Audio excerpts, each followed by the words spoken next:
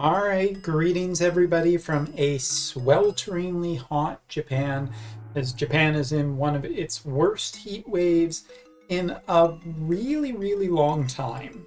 You wouldn't even believe. But today we're here to talk about the newest addition to the Ice Elemental team that is pushing the Ice Elemental team even further beyond. Now, recently I've gotten Bellis, I got Snow, and I got Agrius to 120. Agrius is the only one in that list that is at 120, but basically, Ice has kind of become a premier element. And honestly, it has just really good matchups before Ayala came out, and now it's looking like it'll have even better matchups now that Ayala has been released. So she's only been out for a short period of time, so I'm not super familiar with all her faults and all her weaknesses. So, as always with these new videos, please bear with a bit of a grain of salt until we actually fully test this character. But, early days, man, is it looking like this is just going to be a meta-defining unit, because she does a lot of things that you're going to want to use against the current meta. So let's take a look here. All right, so here's her limit burst. Yes, fire limit burst for ice unit, blah, blah, blah. Seen it 100 times. It's not special anymore. Moving on. But anyway, this character is incredibly strong, and we're going to start off with what I think is an absolute amazing addition to a TMR. Because first of all, it's got already good accuracy, it has a little bit of speed on it, it has attack, and it has HP. For an offensive character like Ayala, this is just premium stats across the board in basically everything that she could want. I mean, if we were a little greedier, maybe we want some dexterity, because dexterity is more important nowadays, but this is still top tier just in stats. And then we get to the ability. A 40% attack increase on this AoE of effect is already pretty good, but how about we also nullify Charm, Stop, and Berserk for allies? It's an insane TMR. One of the things that's making Wind strong right now is Sadali with his Charm capability. One of the things that still makes Mont problematic is the fact that he has Berserk. And last but not least, there are some new units that are getting more access to Stop. This TMR focuses a lot on some of the nastiest stat effects that are currently most available on JP and some of the most overused elements. And honestly, that immediately should tell you right now that Ayla is going to be, at very least, incredibly valuable because of her TMR, and we haven't even talked about the rest of her kit yet. So let's head over to a map, and just to make sure that no one is really angry at me, here we go. I have saved her friend unit specifically all day just for this video. What's also great is the fact that we can compare Ayala in a full ice party with Eliza in a full ice party, both at level 120. And Eliza is basically the benchmark for how, because Eliza, in combination with Barris, whatever his name is on whatever version you play, is Bellis and Barris is one of just the strongest units, one of the best supporters, and one of the things that has pushed Ice really strong. A good tank such as Agrius or Snow is also pretty strong. But Eliza was one of the first to come along out of these that have really pushed what the damage capability is doing for these units.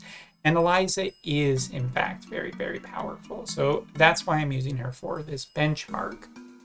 Now I'm going to really quickly show off what the stats are. The only thing to note is that she's not fully maxed with this Esper currently. Like, I've been working with some other Espers, so here we'll just switch over to Odin because I think it gives a slightly better idea of what we are getting out of this unit. We'll also take a look, not at that, but just scrolling down here at her resistances. So, pretty good. She's pretty strong, and she's very reliable at killing other units. Now let's take a look at Ayala for a second and notice some things that are a little bit different. First of all, less dexterity on this unit and a lower speed, but also is running Chocobo as opposed to Odin. because, well, I don't know, it's Gumi. 7,000 HP, 1400 over 1400 attack, and 22 defense and 8 spirit make for a well-rounded and statted unit. Interestingly, however, her move does, from one of her support skills, get decreased, which is a little advantageous because the unit won't be running into any firefights, but has plenty of range to deal damage. As for resistances with this current build, you can see that she has a good amount of resistance across the board with what she is currently equipped with. Now this is mostly just a increase of damage and AP generation, and that's totally fine. I would also probably be running this on a ranged unit, case in point. But Ayala does have just really good stats across the board. And as for her master ability, basically, you know, the standard stuff, but a 30% chance to make sure that the opponent's ability counterattack will not work. This is continuing on a trend of Ayala, it's Alaya, sorry. I'm not redoing this video. Alaya's trend of just shutting down whatever the opponent is trying to do. And that's not her only source. This new weapon, which, as you can see here, the assault version with this kind of stats, there also is a accuracy version that is pretty good, is getting a total of shooting power up, as well as reaction ability block of 30, and spirit and defense penetration of 20. This gun is pretty damn strong. You may be wondering why there's spirit penetration. This benefit is also for Jaden. And the only other character of really note for dual gunners that comes to the top of my mind at the start of this, besides Lartha, is Lucia, who's getting her master ability too. So this weapon is pretty insane for a series of units, and it's just really strong across the board, giving Alaya even more capability of shutting down counter abilities, and her TMR shutting down a lot of strong status effects. Now we get into the main part of her kit, and we're just going to talk first of all about supports. Ranger, she has decrease of skill activation and increase of missile attack. Not super necessary, but you might want it if you're running Ranger. Next up, you also have the Ranger's range increased by 1 and accuracy increased by 25. If you're going up against evade units, absolutely, but there are good sources of accuracy already in the Ice Elemental Vision cards. But I don't think you're really going to want this because it's a little bit overkill. Once into EX, she gets a range +2 increase on one of her core abilities. This is a defense penetration of 40 and a range increase of 2. I mean, if you throw this in, this is a range increase of 3, and as we're about to talk, she has a little bit more of a range increase. So she's taken after Curry a little bit, kind of too much. As for Paladin, she gets a defense and HP increase. I guess if you were trying to make her brawly for Guild Wars, but in Perfect World, this unit will never come near any other units and will kill them long before they get there. And that is going to be distinctly very possible.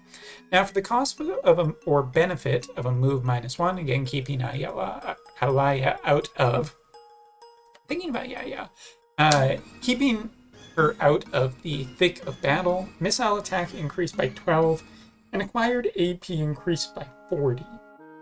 Now, obviously, very strong, gives her a lot of AP use and AP generation without the potential of needing to really source too much out of it. This is a unit that probably can get away without bells. I'm thinking her own TMR or potentially Setia's TMR might be really nice on this unit, depending on what your goals are.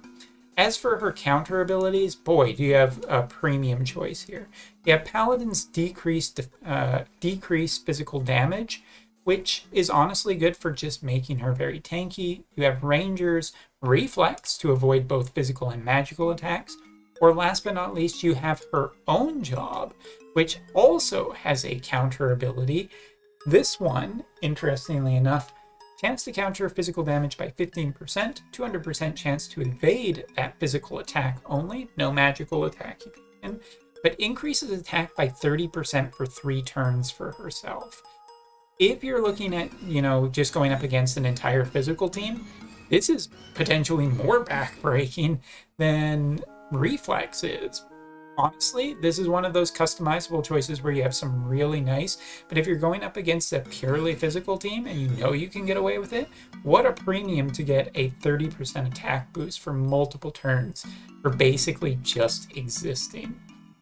All right, in Paladin, the biggest thing to talk about here is the fact that she has stun. She can increase her HP, restore some of her own HP. She has Sentinel, which can make her just more survivable.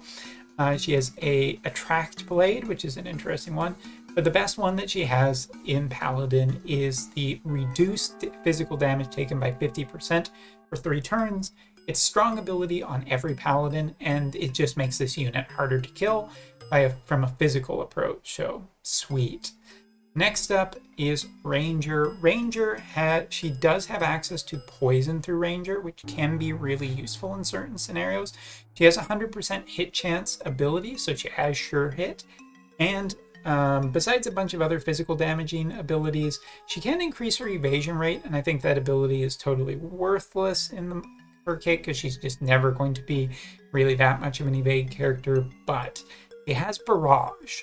So let's just recap. Paladin makes her incredibly defensive and very hard to kill, potentially with an extra status effect of stun.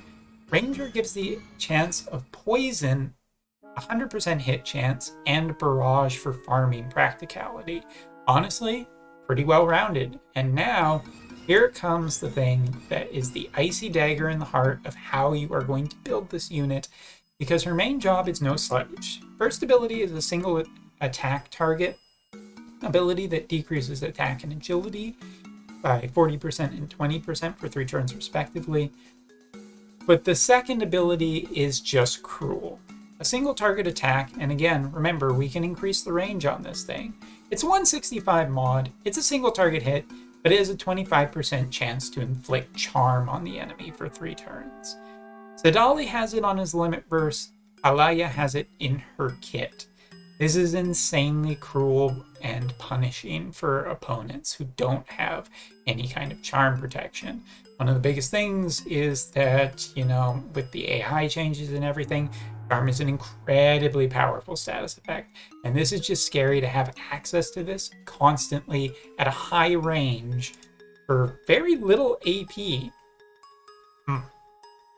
And now we get into her main kit, and buckle up everyone, because here's where things get juicy. Alright, first of all, her basic attack can dispel auto revive. This ability restores 300 CT for herself and increases her missile attack by 25 for 3 turns. Pretty good. Now this ability increased into its EX version. Not only does it increase ice attack for 3 turns for allies, it also increases her missile attack resistance penetration by 40 for 3 turns for herself, decreases her AP consumption by 33% for infinity turns until she is hit twice, and also gives her a range bonus, +1, for infinity turns, or until she gets hit twice. Given that you can decrease her movement capability and she has such high range, just running her primary core ability plus her primary support plus this, you're effectively always getting a range boost of 3, which on pretty much all fields will be enough to seriously do damage while staying well and truly out of danger. But hey, that's not enough. How about we also give her a long range ability that can remove physical barriers. We also give her not only that it removes physical barriers, but also is a chaining ability too. A AoE hit ability that not only increases her defense penetration by 30 for 3 turns, also gives her access to Frostbite, which her master ability gives her a higher chance of landing. And this final, her job level 25 ability, Dispel Protect, deal 165% damage, piercing, and decreases missile resistance by 40% for 3 turns. Alaya is absolutely bonkers. Absolutely bonkers. You can build her to be incredibly defensive. You can build her to be farming /poison /100% hit accuracy against opponents. And last but not least, you have access to Charm, Frostbite, and dispelling basically everything that the opponent can do to you. And last but not least, her TMR just friggin' protects the team from some of the nastiest status effects that are out there. And then we just have to talk about her Limit Burst.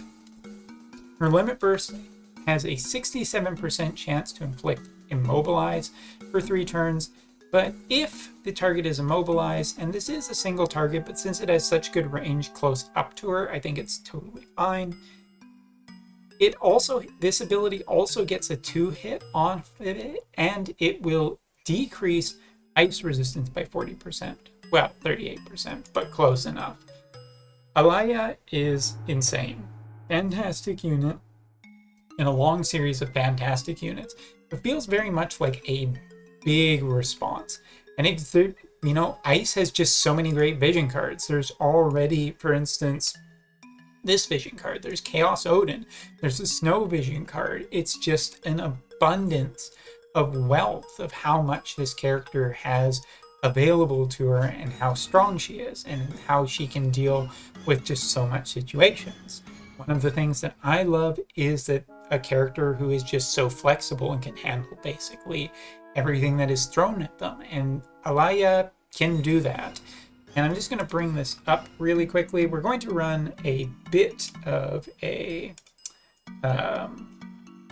trial run here. We're going to just run it with the AI because we want to see just how her AI works and how she competes against all the other units on this team, just to kind of show off what we're basically looking at for speed and attack capability on other units, because I think that's really important to keep in mind how she performs. For this unit, the kit is just stacked. Negative movement modifiers are a benefit here. Frostbite and Charm, as well as Poison and Stun, give her so many versatile status effects against so many different types of opponents. But if you could, say, even charm Sadali without killing him, he might just turn around and really do some damage against his own friends, which is very powerful. Full ice support too. I mean, she has a large AoE, kind of like Ramza, that is a nice boost and benefit, but she can also support getting through missile resistance from other missile units, so she makes Eliza better. She makes essentially all ice units and all missile units better, and that's pretty insane. It's just really, really, really strong. And yeah, the thing is, though, if I am to find any kind of complaints about her, Ice, Bellis, whatever, is just one of the most important units in the element, and I still don't think that you can get away. I mean, it's pretty greedy to not use him. You could probably just run a tank and get by fine enough, but you'd really, really benefit from just having that full combo. I don't even think you really want Snow anymore on an Ice Elemental team for the very simple and obvious reason, which is that if we're just taking a look at how capable units are in dealing damage, Eliza plus Alaya, like, just look at that damage from across the way. It didn't even really break a sweat. But if you just look at the combination of Alaya and Eliza together, that's just really, really powerful. And with a combination of Barris in there creating haste, this is going to be a top tier arena team and probably is going to require a response. And Eliza can only get better from here, but so can Alaya, depending on what the vision card next week and if it has a dedicated Esper, which, given that all of the most recent female characters who have come out recently, to mention New Glassy and New Macherie, both have gotten new dedicated Espers. I would be very surprised if we didn't see a specific Esper for a unit that is this popular and is this, much wanted and desired. The only other thing is that I'm not overly 100% convinced on her AP cost. Her EX is a must to get access to just the insane power that it can bring. And it really is just at the end of a bunch of banners. And that hurts a lot because, you know, lightning's really good. Snow's really good. The Crystal Warriors are really good. So it's just a little bit tricky to land this character amongst all the other characters that you might be potentially tempted for. And I'm not going to say this early that Alaya is going to be meta warping or that she is going to be the be all and end all. But Ice, before this character came out, was really, really powerful. And now that this unit has come out, boy, did it feel like Ice just got a fantastic boost again.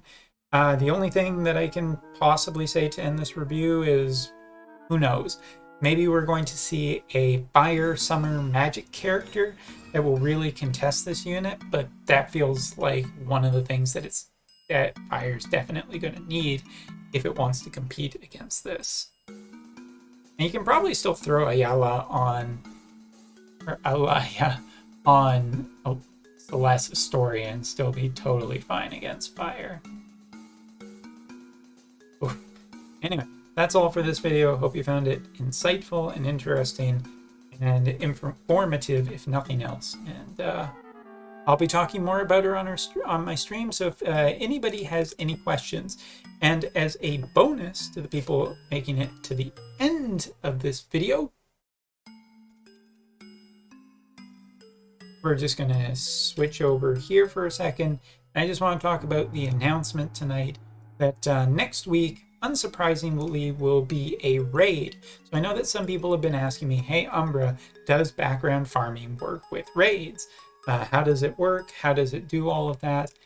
Good question. Raids, as well as trial events and everything, once they show up, I'll definitely find out and let you know. But it looks like water rare raid and ice main raid.